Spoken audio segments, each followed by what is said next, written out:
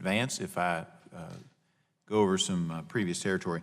I will say, based on the opening statements and so forth, that I recognize that we need fuel diversity, but I also recognize that I have some differing opinions with some of the members of the panel, because while market forces certainly have played a role, the regulatory scheme in relationship to whether or not a utility continues to use an existing, or what was then an existing coal-fired power plant, has clearly been affected by regulation as well. And some of those, because of the cost to their ratepayers, would have continued to use some of those coal-fired power plants for some time in the future if, and I believe it will be, a low-cost natural gas supply for a number of years in the future. As they went to replace those facilities, they would have replaced them probably with some mixture, including a higher amount of natural gas, but it was artificially moved forward, in my opinion, by regulation. So I do disagree there.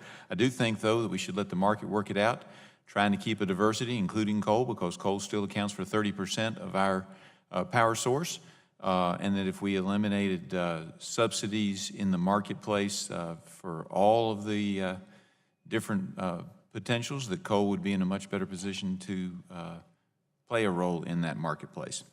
Okay, so I got all that off my chest, and I do believe that coal is going to need to be important when we look at high usage periods, because you may be able to build a lot of pipelines, but you can't build enough pipelines to handle all the aspects of a polar vortex.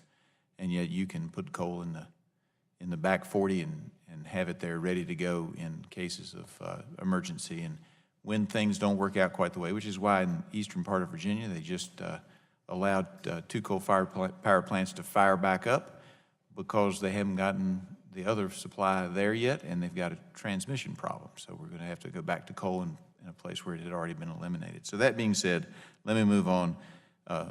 I'm going to call you Senator Reeser, because that's how I knew you originally. It's good to see you. We talked earlier today, but Mr. Reeser and I, Senator Reeser and I, served at one point in time in our past in the Virginia legislature, he in the Senate and I in the House. It's good to have you here today. Having missed some of it, I've got a question for you, but I'm also going to give you an opportunity right now. Is there anything that you haven't had an opportunity to speak on that you desired to speak on here today?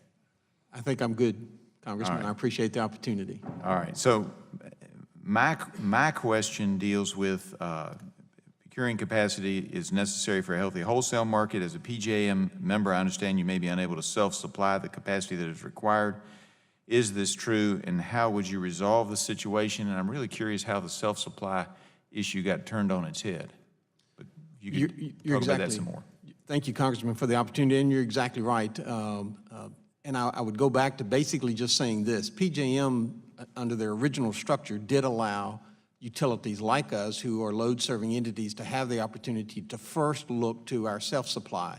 And then if there was not enough capacity within PJM, they would obtain that capacity, and we would pay those costs as members of PJM. That worked fine. We liked that situation. We thought it worked well. We're not sure. Well, we have some ideas as to why the changes were made, because other parties and participants within PJM saw the markets differently and wanted to kind of move the system around a little bit. And so they convinced PJM that they should maybe do away with the idea of looking first to self-supply, but look first to the capacity markets that PJM instituted. Now, we'll say that after a period of time, we were able to reach a compromise, and they made some exceptions to that rule that did allow us to look first to our self-supply. And as long as that was in place, that worked, but the courts have now said that may not be exactly, because of a FERC ruling, the way it will be allowed. So we're a little concerned about the future. And would I be correct, and I'm going to need a yes or no on this one because I'm running out of time, but would I be correct that that makes it more difficult for you all to look for, say, investments in the coal fields where you might put a closed-loop hydro project inside of a coal mine?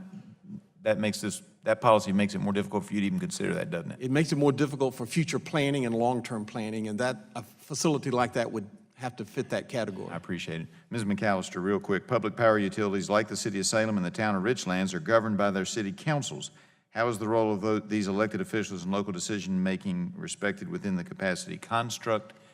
And you got 10 seconds. All right, you can get a little more. A little more. Thank you. I don't think it is in particular, because the construct, as we've talked about, was designed to do least cost dispatch, and it is not conducive with local decision-making.